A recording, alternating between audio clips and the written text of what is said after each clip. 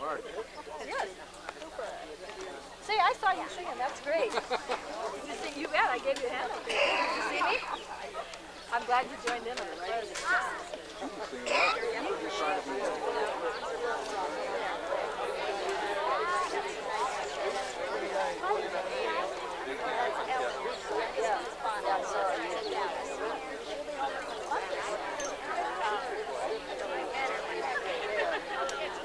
I recognized him then right away, and then I said,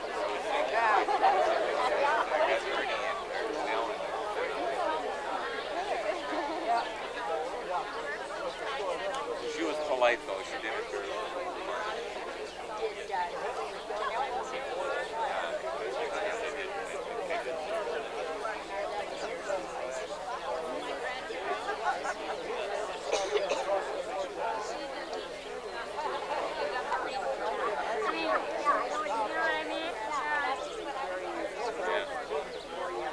I guess it's sure was.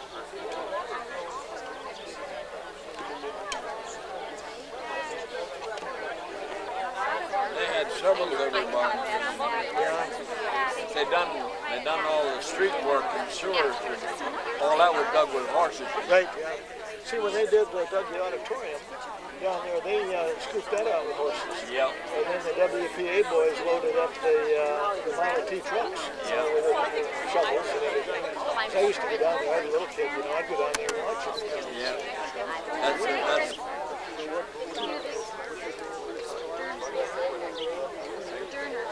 And the only way to recognize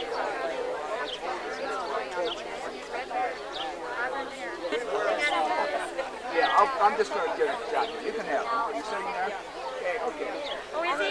I'll get out of your way. his tail. They pulled him out with the other horse in the driveway. Did it work then? Yeah. So he's getting his music degree. Yeah, music for an application. Now they got Yeah, but he doesn't really want to teach. So I don't know what to do then. Yeah. I don't know. He's thinking, well, maybe just do social work and use his music for some outlet. Yeah, something like that. Okay. I was going to put my skirt on. No, this is I didn't put my shoes on. That's great. I just had to come and say hello. What time is it? Happy to see you. Okay. Oh, good. You're going to hold hands and everything? All right. Very good. Thank you. Eileen, is it okay if I may? Okay, I'd love to have a picture of you. I'll take a picture of your mom, too. Yes, please stay. Yes, please stay in there. That's great. Thank you. Be fun to head home. Put it all together. Minneapolis. Minneapolis friend, yeah.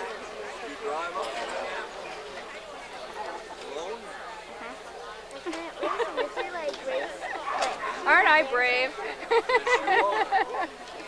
I've driven a lot farther than that. Our 100 years in Leal, what started out as a potluck picnic kind of turned out to be a great big day for all of us.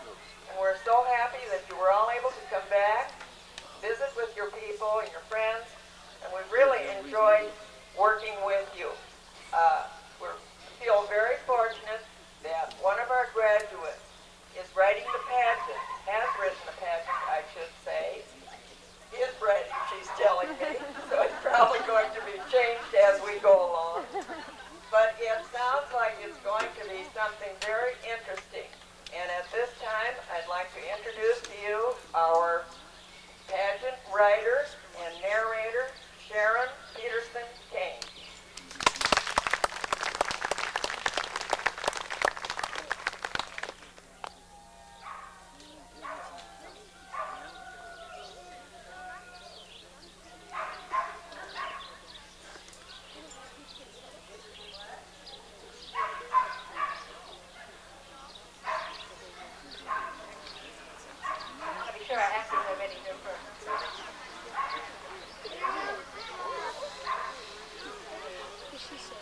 They said, tell y'all, there's drinks over there. Daisy people pictures on this shelf. Yeah? No, I'm advertising.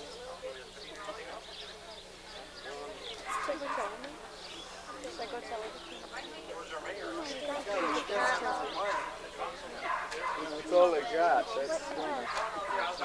Yeah. Yeah, they've been trying to get it.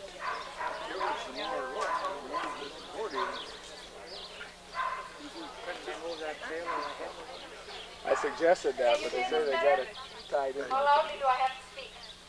Louder. Raise your hand in the back if you can hear me. Oops, better ask more.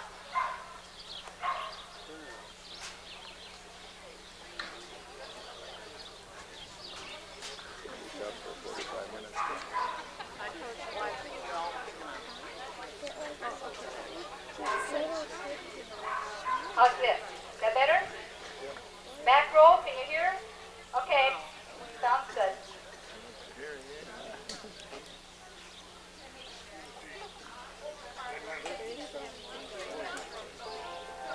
As this pageant was taking shape, it was clear there were many memories, lots of them. Many people, faces, events, and places come to mind, but it's impossible to include them all. We each have our own set of memories important to us, the good times, the bad, the happy, and the sad. This little walk through history is just one interpretation. I decided early that music would be a part of this. I hope you'll tap your toes and hum along with any tunes that bring back special memories to you.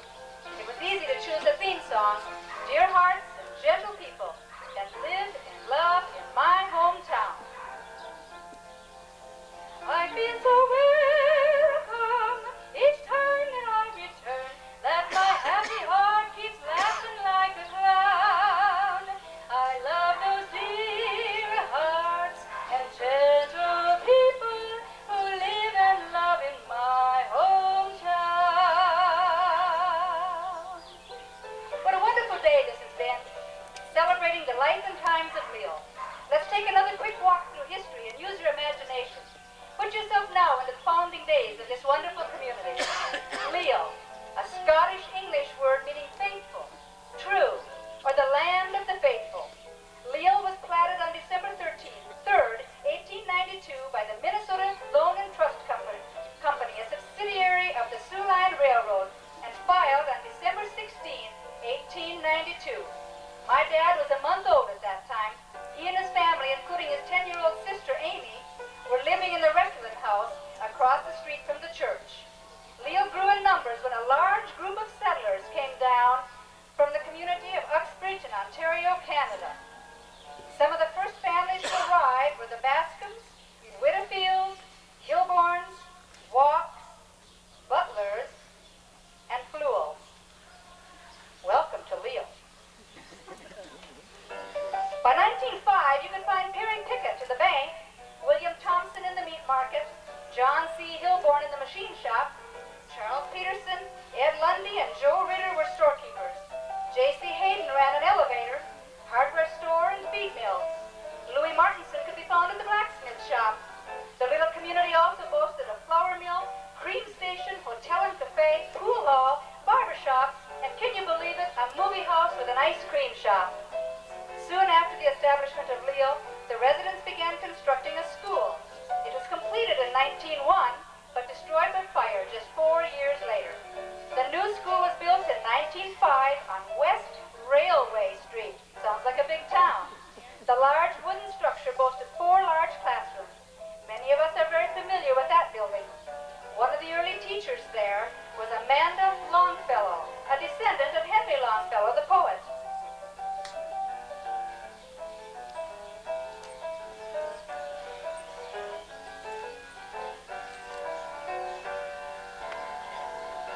February 24th, 1902 marked the date of the incorporation of the Leal Methodist Episcopal Church. Funds were raised for building a church, and in 1903 it was dedicated free of debt. The total cost was $6,000. Being the only church in the community, the congregation consisted of members of all faiths: Baptists, Presbyterians, Lutherans, Quakers, and Methodists, all working together. Reverend Hewson was the minister, and Reverend Moore, the district superintendent, preached the dedication sermon on Easter Sunday. Sing-alongs around the piano might feature such songs such as the band played on, My Wild Irish Rose, Let Me Call You Sweetheart, Hello My Baby, or Wait Till the Sun Shines, Nellie. Already in 1904, the telephone was installed in Leal.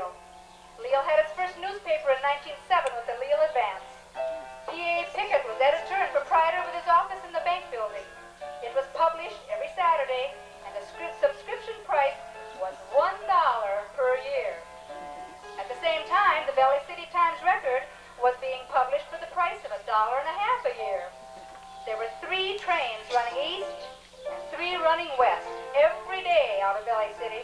There were 2 running each direction out of Leal.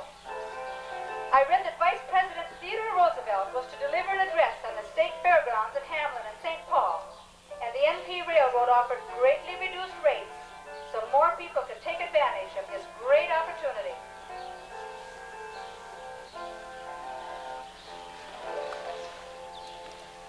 The decade of 1910 and 20 brought us many famous authors. Great books were being read, authored by D.H. Lawrence and Somerset Maugham.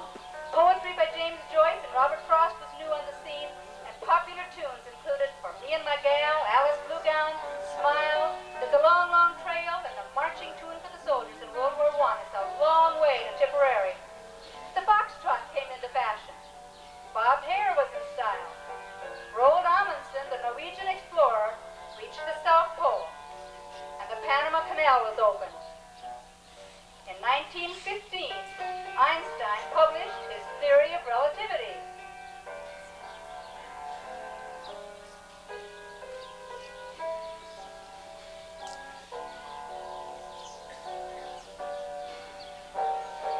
The news from Europe was grim. In 1914, World War I began, and in 1917, the U.S. declared war on Germany. Irwin Wilson contributed some wonderful thoughts and memories about the effect this had on the families in our hometown. I would like to quote him now. Many of our community's young men signed up. On the day they were assembled at Leal to be sent east to camp, a big farewell parade was held in their honor. They marched from the Wilson house near town to the corner of the school ground, east to the church, south down Main Street, and reassembled on the school grounds. Bands were playing, flags were flying, people cheering, commands by the sergeants were called out. It was exciting, thrilling, and exhilarating. People lined the parade route or marched alongside with them. A few short patriotic speeches were made and a few short declarations of victory were given. The crowd was deeply moved, not many dry eyes. People torn between pride and sadness mixed with anxiety. They broke ranks and we all had about 15 minutes to say goodbye. My brother Clifford was the one in the ranks. I said goodbye to him in a hurry and ran all the way home and cried and cried. These were hard times for the small community, but life went on. A village government was organized and Leal became incorporated. The first recorded city meeting was held on June 30th, 1917, with the Board of Trustees being J.C. Hilborn, M.W. Wilson, and George Pearson, chairman. Louis Martinson served on the board from 1918 to 1950. The school continued to grow. It was decided we needed to house the gymnasium and the girls' and boys' bathroom. Our terminology in our day was the girls' basement and the boys' basement. Remember that? Remember the ladder that took us down to the gym floor? As classes were added in the high school, so was faculty, and the number increased from 1 teacher to 3 in 1919. You could buy a lady's dress for $3.18 and perfume for a mere 50 cents. A horse and buggy sold for $75, but if you already had the horse, you could get the buggy for a mere $35.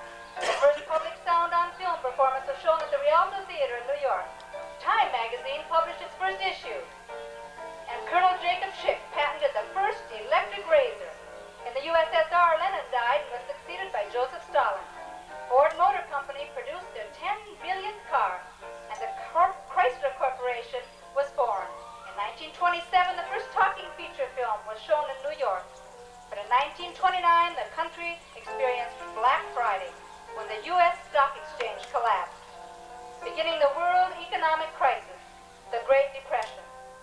The Leal Bank had continued to provide services for the community until in March of 1922 it closed its doors for reorganization.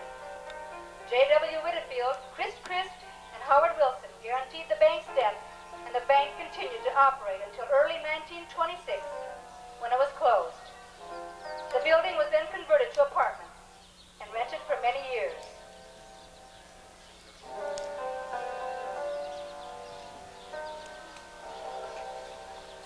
School continued to thrive. The first high school graduation was held in 1920. Florence Whitfield was the proud graduate. In 1923, they saw the largest graduating class. There were 10. The sports program was always a big part of their activities. Early memories of Elmer Abrahamson are driving to Dover School in Mr. Austin's car and taking hours to get there. Also going to Daisy with horse and sled. Doc Wilson often told of using the Sioux Line handcar to go to Wimbledon. Get this, the team members used the handcar, taking turns pumping, and at one time had to lift the car off the tracks to let the train go by. I hope they won the game that night. Harry Ritter served as the postmaster from 1921 to 1923. He was also the coach for the basketball team for the 21-22 season. George Butler then became postmaster, managed the telephone exchange, and operated a cream buying station. Charlie and Amy Peterson continued in the Peterson Mercantile. John C. Hilborn was working at his farm machinery sales and parts business. He had hired Jack Kernahan for harness repair and harness making, plus shoe repair. Then in the 20s, there came a whole host of machinery manufacturing companies besides the original 2 or 3. Tractors began to appear. McCormick Deering, John Deere were the favorites at first, and then Fordson, Minneapolis Moline, and the first Caterpillars. Also, in 1920, the Standard Oil Company received permission to erect a station in Leal. And in 1927, Northwestern Bell had a franchise, and a central office was set up in Leal. By June of 1929, Otter Tail Power was supplying electricity. The Farmers Union Organization was organized about 1928 for the purpose of gaining information about farming, such as laws governing farming, methods of selling and shipping of grain, giving input to the National Farmers Union, and serve as a local meeting place for the farmers to just get together and discuss the business of farming. Besides being an educational center for the farmers, the organization also served as a social outlet for the community. After the meetings, which were held monthly, the members and guests might have a whist party, oyster stew, or holiday party. Some of the early members were Peter Abrahamson, Albert Tolston, Harry Peterson, Hugh Myers and son Glenn, Arthur Abrahamson, Clarence Burke, Frank Lannon, Burl Carr, Floyd Bardell, the Nelsons, Chris, Walter, and N.B., and Ernie Fritsch, George McCann, Adolph and Anton Christ, and Victor Marsh, who served as the secretary-treasurer for the group for the most of the years that it was active. The dirty 30s, the Depression, the Dust Bowl, crop failures. This was happening in the Midwest, but throughout the nation and around the world, life went on. The planet Pluto was discovered in 1930. Mahatma Gandhi started a civil disobedience in India, and Al Scarface Capone was jailed for income tax evasion. The expression New Deal was coined by FDR, 32nd President of the United States. In 1933, Prohibition was repealed in the U.S. Remember the Dionne quintuplets? They were born in Canada in 1934. Nylon was patented. The Lincoln Tunnel was opened between New York and New Jersey, and the Golden Gate Bridge took form in San Francisco. The ballpoint pen was invented, but sadly, World War II was gearing up. In 1930, when Leal reached what was to be its peak population, 105 citizens. Remember when I spoke of the Depression, the Dust Bowl, the crop failures? These events made life hard in this little community. But I'm reminded of a quote that I heard my dad say as few as about 6 weeks ago. Tough times don't last, but tough people do. This pretty well describes the friends and neighbors in our hometown. Remember, too, that Prohibition had been repealed in 1933? Well, that very same year, the first beer license was issued to Ludwig von Beck. Music and sports sports had always been and continued to be important to the community. Some names that you would find associated with the orchestra in 1933 and 34 were Russell Shape, saw him here today, John Alderman, Earl Martinson, Harold Martinson, Wallace Whitfield, Harley Medley, Gene Austin, Patricia Butler, Lois Bardell, Luella Wanvik, George Butler, Dean Ritter, John Grover, Annabelle Grover, Phyllis Myers, Bernice Nelson, Evelyn Bardell, and Wallace Norell. I'm sure they made beautiful music together. How would you like to come up against the likes of this basketball team? Philip Martinson, Russell Shape, Harold Cassidy, and Harold Martinson. Gracious hospitality abounded in our hometown. I'm told of tea parties hosted by Amy Peterson with her fine china and cloth napkins, living up above the store. Ladies would come dressed in their finery to enjoy the afternoon. Sooner or later, a train would rumble through town, causing the teacups to rattle on their saucers and the salt to shake in the salt cellars. There were 2 eastbound and 2 westbound trains every day then. The express and then the locals, which would stop for passengers.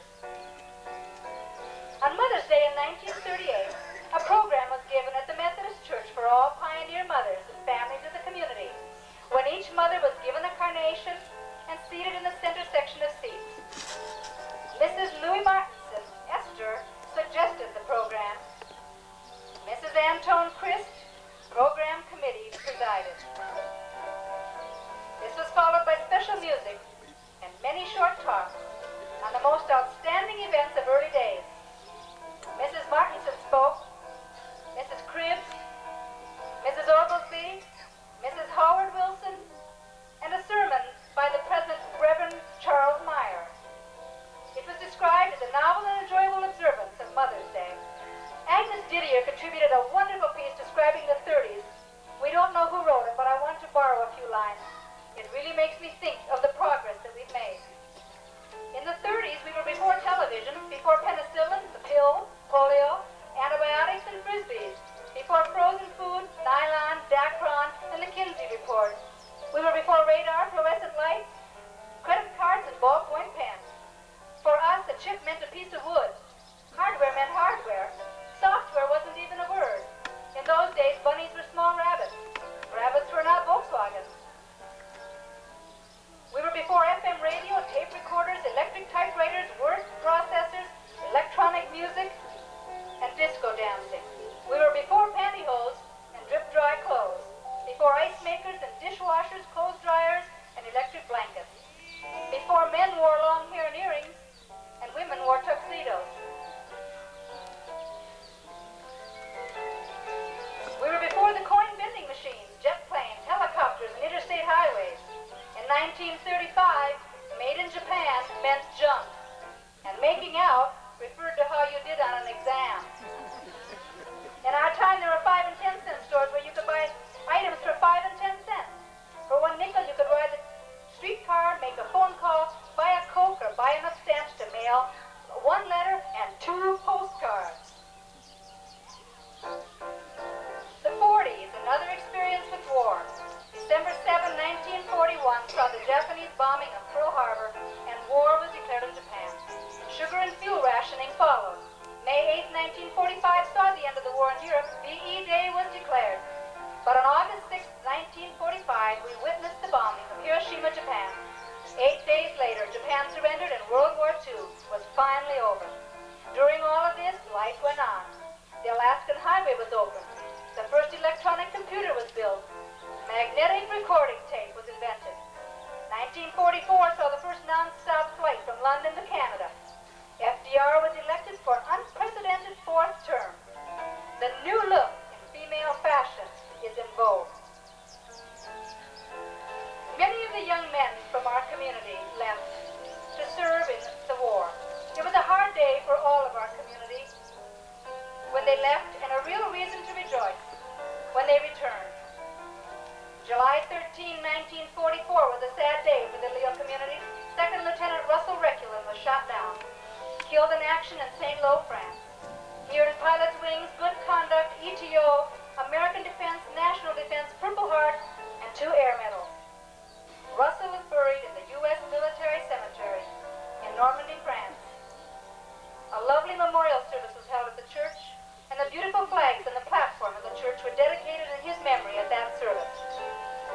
grocery store changed hands a few times in the 40s. Darrell Muncie followed the Petersons, who later, it is believed, traded the business for a farm in Minnesota. Imagine that.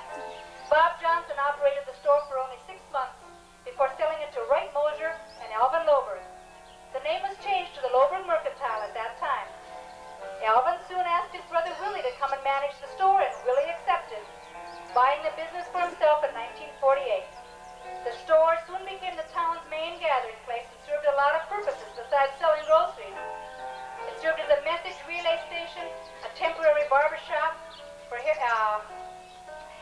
hairdressers who came once a week from Valley City and other towns, a payment center for Bell Telephone, a drop-off for a dry cleaning pickup service, a cream station, and headquarters for candling and sale of eggs.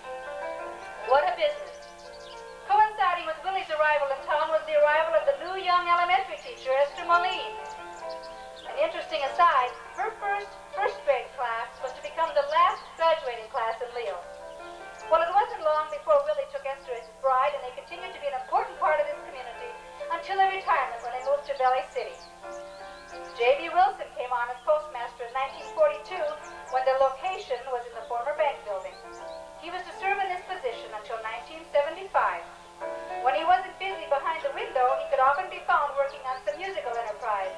Remember the polio benefits? And then there was the entertainment for the various meetings and gatherings that were held. Of course, the church choir ranked very high on his list. I can remember in the early 50s when there weren't very many singers in the choir. He and my mother, Sophie Peterson, sang a duet every Sunday so there could be music at every service. There were many social events for all ages in the community. Girls and boys 4-H clubs had been busy for some years already. Some of the leaders that were so generous with their time in the 40s were Mrs. Carl Brandt, Mrs. Whitfield, Mrs. Borgild Culp, and Lillian Abrahamson for the girls. Walter Brooks, Clarence Anderson, J.D. Wilson, Glenn Myers, and Harold Martinson were found working with the livestock and crops. The Farmers Union was meeting regularly for the farmers to share the joys and concerns of farming. The women were organized as the Leal Homemakers. Can't you see them on their way to the meeting at Irene Abrahamson's? Ernest Christ calls them meeting to order. Lila Myers will be taking the minutes. Mrs. Bardell will report on the condition of the Treasury, and Lillian Abrahamson will present the program for the month. Willie Loberg and one of the teachers, Oliver Thingolstad, were scoutmasters. When the Boy Scouts were organized in 1949, Halder Reculin served as institutional representative, Gerald Didier, troop chairman, and J.B. Wilson, Harry Peterson, Alvar Abrahamson, and N.P. Nelson as board members. Dr. A.D. Ottinger from Valley City helped to organize the troop. This was sponsored by the Leal PTA. Another major sponsorship by the PTA in the 40s was the hot lunch program at the school.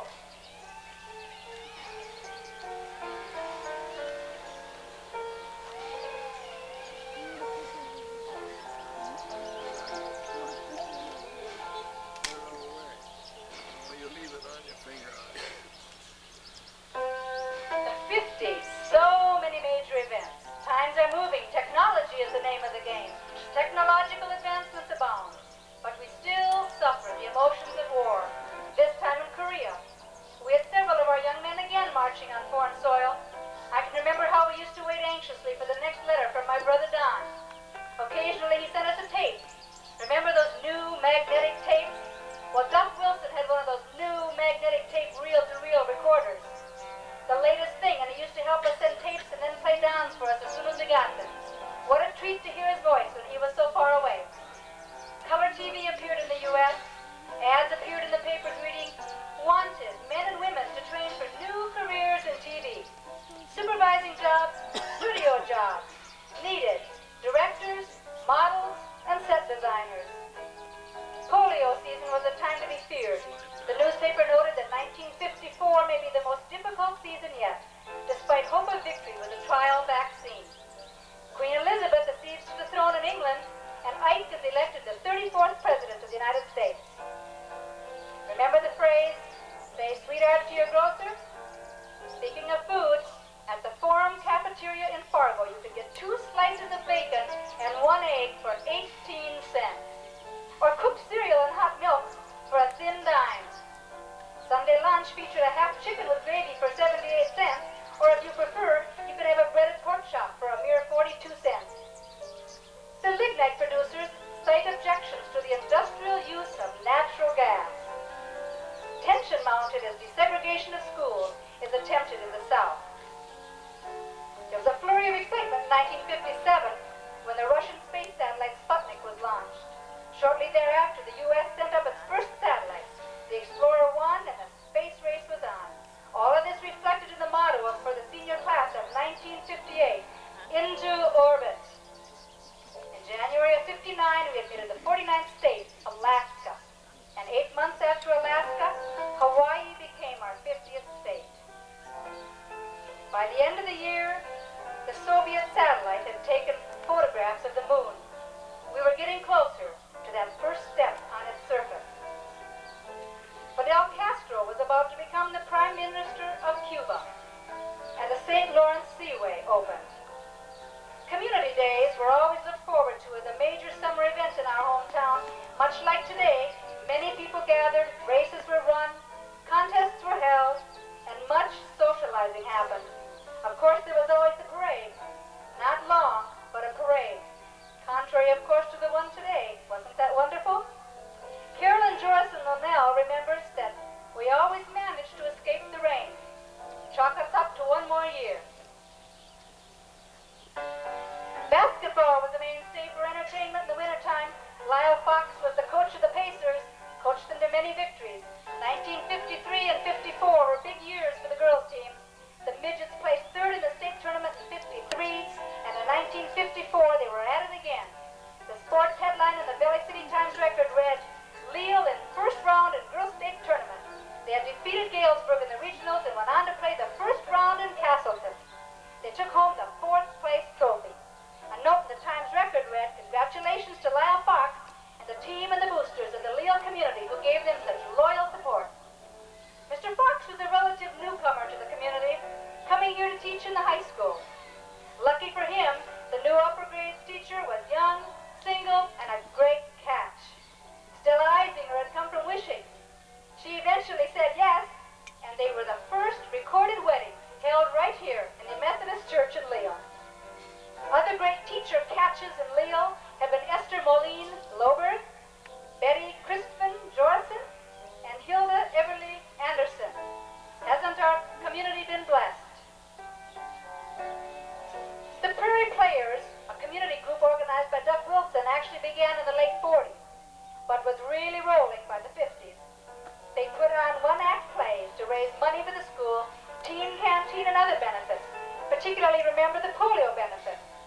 In 1954, an article in the Times Record again read, Leal Tops and Play Event. They had presented Wilbur's Wild Night. It was directed by J.B. Wilson and Mrs. Terry Peterson. The cast consisted of Lyle Fox, John Alderman, Alice Diltz, Joanne Torgerson, Arnold Diltz, Ione Frederick, Agnes Didier, and Cecil McCann. I remember that one. They were the only group to win a superior rating at the annual Kiwanis-sponsored one-act play contest in Valley City. Other plays that may bring back memories to some of you are The Shock of His Life, Grandmother's Nest, and It's a Great Life.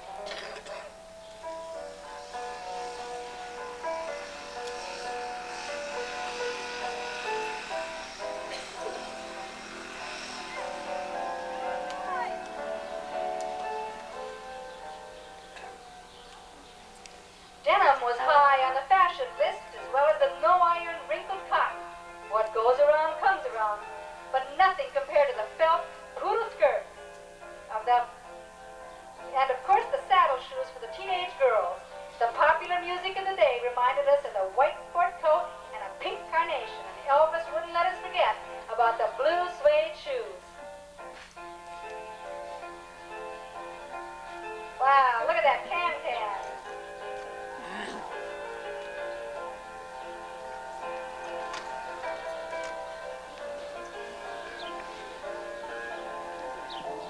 In 1958, a successful election was held that would merge several school districts.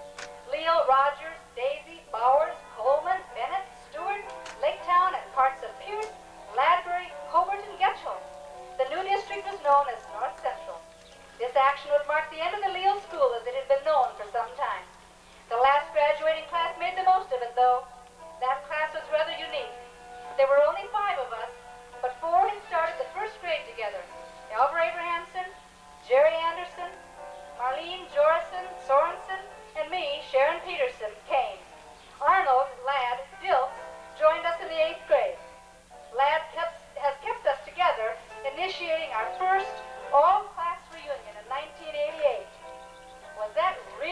30th.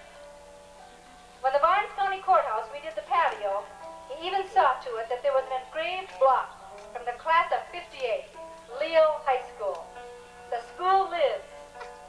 Take these last few moments to remember to think back on some favorite special times of your class.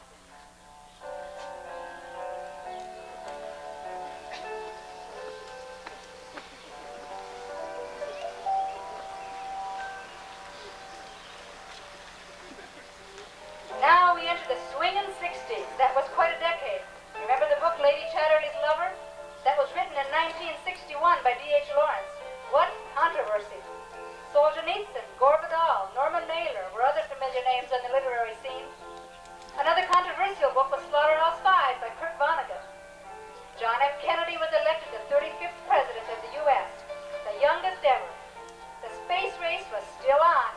Yuri Gagarin, the Russian cosmonaut, was the first man to travel in space. Remember the emotions at the time of the Bay of Pigs invasion? And the heavy hearts when the Berlin Wall was constructed?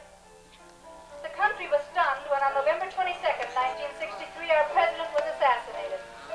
Just 5 years later, Martin Luther King fell to an assassin's bullet. And 2 months later, Robert Kennedy fell to an assassin. By the end of the decade, we were well into the Vietnam War.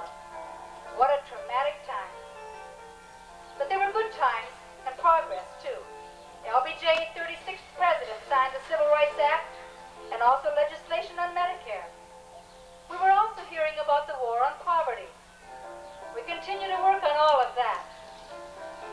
The first human heart transplant was carried out successfully in Cape Town, and the prototype of the Concorde was shown successfully in France. Richard Nixon was elected the 37th president, and Golda Meir stepped into the post of Prime Minister of Israel. July 21, 1969 stands out in history as the day Neil Armstrong walked on the moon. He and the crew of Apollo 11 performed an unheard-of feat. Remember the phrase, "The eagle has landed." A small step for man, but a giant leap for mankind. The big news around Leal in 1962 was that after 8 elections, the bond issue carried for North Central. On January 20th, 1962, the issue carried and the district was bonded for $400,000. A 40-acre plot of land was purchased along Highway 1 as near the center of the district as possible. An architect was hired, the plan was approved by the school board, and construction began in July of 1962.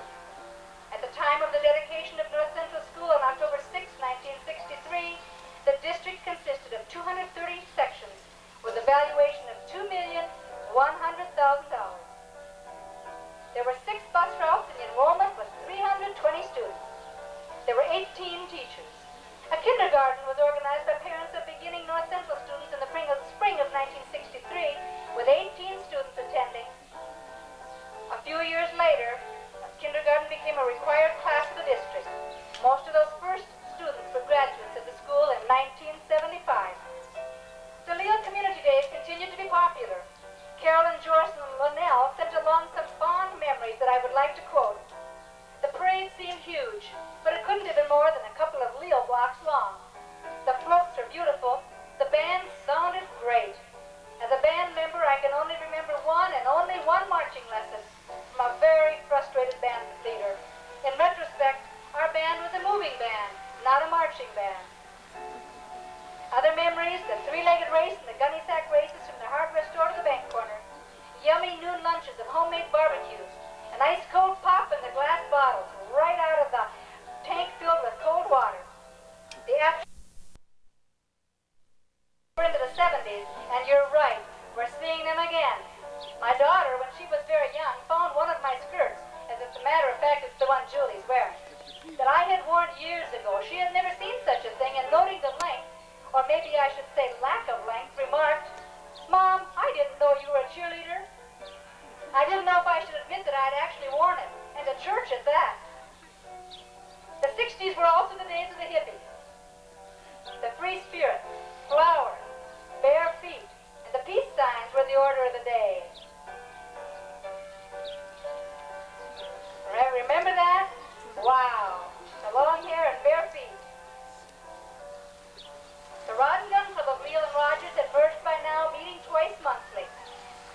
very active, and the volunteer fire department continued to protect lives and buildings in the community. To make the process more efficient, a radio system was installed. When I think of the 70s, they seem like yesterday, but when I remember some of the specific events, I know otherwise. Cyril Agnew resigned as vice president in 1973, and the next year we experienced Watergate. The scandal eventually led Richard Nixon to resign, and Gerald Ford picked up the reins as our 38th president. The complete New English Bible was published. Thor Heyerdahl was at it again. This time he crossed the Atlantic in a papyrus raft, the Raw II, in 57 days. There was unrest in Ireland, and airplane hijacking seemed to happen almost daily. Celebrations were held throughout the country to mark the country's bicentennial, and Jimmy Carter became the 39th president. The Mousetrap reaches its 10,000th performance in Britain, and the punk era starts with aggressive music and fashion soon to follow. Solzhenitsyn wrote Gulag Archipelago, and Alex Haley was acclaimed for his latest book, Roots. It was to be the basis for the very popular TV movie series that got us all thinking about our heritage. The fashions included the wonderful, colorful polyester. Women were enjoying the comfortable pantsuits, and the brighter, the better. The wardrobe of the well-dressed man always included the plaid polyester pants, topped with a very versatile tan polyester jacket. Way to go, Ed. In 1971 and 72, we lost two of the main buildings in town. The hardware store and the school buildings were taken down, and the south entrance to Leal was closed. Under the Hogarth brothers' ownership, the elevator has undergone many changes. The machines have been updated to the latest technological equipment. 22 steel bins, each with a 25,000 to 30,000 bushel capacity, were erected in 1972 and again in 1987. In 1979, a large storage shed, 120 feet by 400 feet, was erected west of the elevator and has a 675,000 bushel capacity. Eventually, another shed with a 25,000 bushel capacity was purchased, making the total of 1,494,000 bushel capacity. Larry Connect has been the manager since '74. The Prairie Gals Homemakers Club was organized in February of '77 with members from Leal, Rogers, and Daisy areas. The first officers were Charlotte Jorson, president, Hilda Anderson, Colleen Hare, and Brenda Hagerman. Bev Wilson was the postmistress from July to November of '75. Leal then became a contract station, and Pearl Pritchard handled the mail. Here we are already up to the present day. Times have changed. Remember the 3-cent postage stamp? Well, just a few years ago, the world's rarest stamp, a British Guiana of 1856, was sold in New York for $850,000. John Lennon, a member of the Beatles, is shot. Ronald Reagan was elected the 40th president, and soon after was wounded in an assassination attempt outside the Hilton Hotel in Washington. Remember the play Mousetrap? It finally closed after 30 years, being the longest-running play in London. Lech Walesa, the leader of the Polish train union Solidarity, was awarded the Nobel Peace Prize. The hostage crisis in Iran demanded much of the news time, and we found ourselves watching the Gulf War live on our televisions. Space activity abounds. Captain Bruce McCandless is the first astronaut to go freely into space without a lifeline, and the Soviet spacecraft Soyuz T-10 is launched with 3 cosmonauts aboard to link up with the orbital station Soyuz 7. The space exploration has been remarkably accident-free, but we must remember the disaster of the Challenger and the loss of lives. Most recently, we've been excited when our own Rick Heaves was one of the astronauts that made history when they were able to link up with the wayward satellite. Think of the advances in the healthcare field, new methods of surgery, organ transplant, diagnostic tools like the CAT scan and the MRI. The women's movement has had quite an impact. Our founding mothers would be astounded to see their great-great-granddaughters employed as attorneys, truck drivers, physicians, mechanics, and clergy, as well as the traditional roles of teachers, nurses, and secretaries. All of this while raising families. Concerns for the environment are in the headlines every day. Recycling is big business. As we speak, the Environmental Summit is meeting in Rio. Did you ever think that you would live long enough to see the removal of the Berlin Wall? What a wonderful day that was, and the fall of communism. Times are changing in Leal, too. Many of the families had retired and moved from the community, most to Valley City. We lost a couple more buildings. The bank building came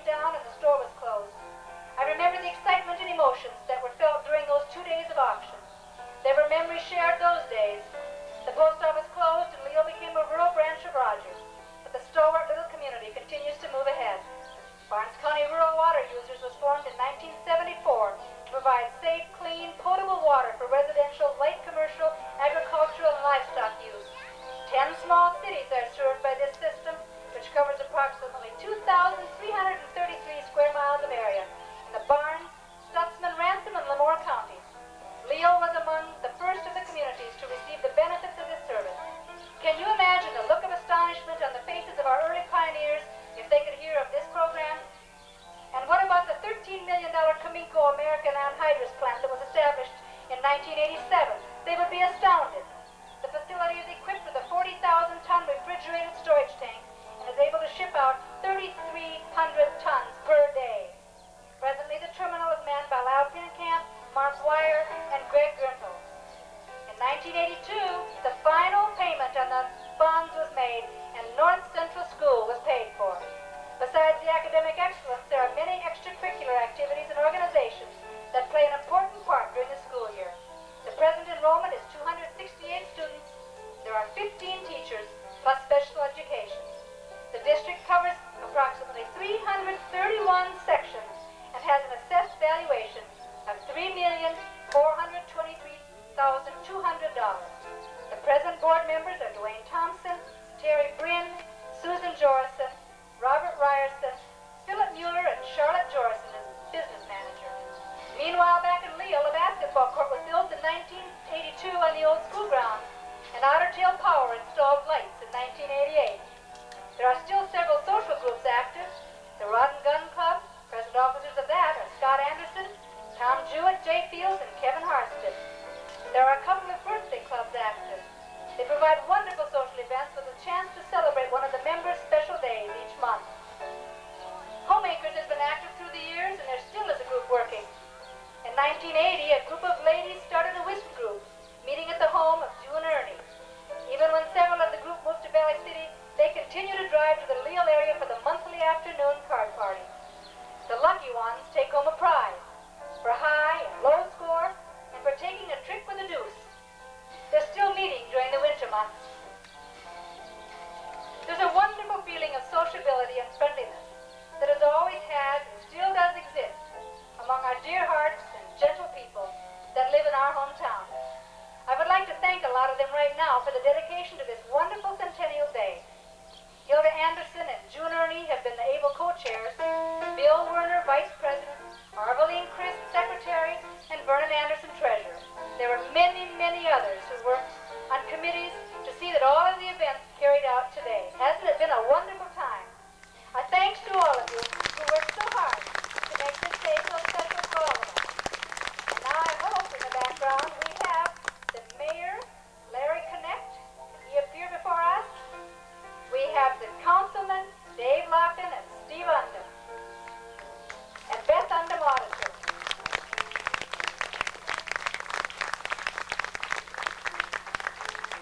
There are many memories that have been built into this special day and many emotions. I'd like to quote from the words of Bernice Wilson. She shared her feelings and said it all so well. As I look back over these names and experiences, I am reminded that good old times consisted more of fine people and relationships than of buildings and economics. From the historical perspective, it might be observed that during the past century, Leal has undergone nearly full cycle, from humble beginnings to prosperity, and on to its present status without losing its charm and character. Leal will always be home territory for me, end quote. From all of us, thank you for saying it so well. I think it's fitting that we share the feeling of the dear hearts and gentle people in song.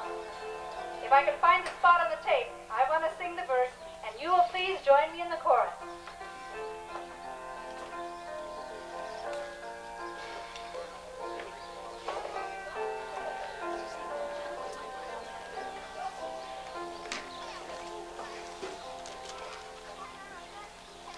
There's a place I'm glad to be, and it's back in Leal, ND, where the friendly neighbors smile and say hello. It's a pleasure and a treat to meander down the street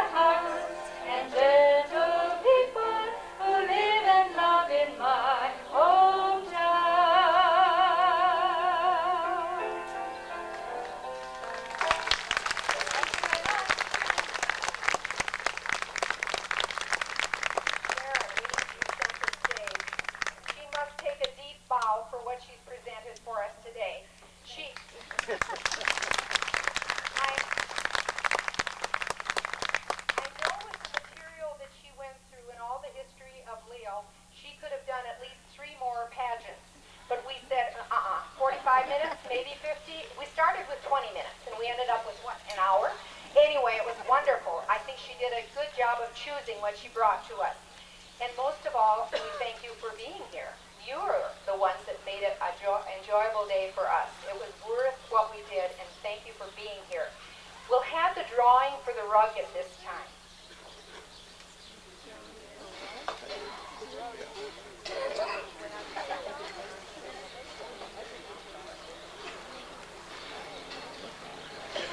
I have a grandson that said he would like to draw, and I said, we're related. We can't do this. So Nicholas is supposed to choose someone in the crowd to come up and draw the person that will be taking home Esther Martin's rug. Nicholas, will you pick someone? It doesn't have to be anybody you know, just someone.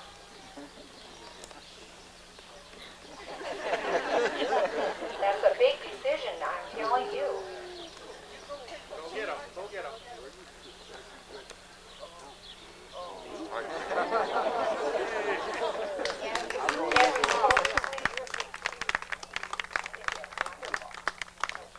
Take it down, Ed. And Kevin can read the name and the address. I think he made a good choice.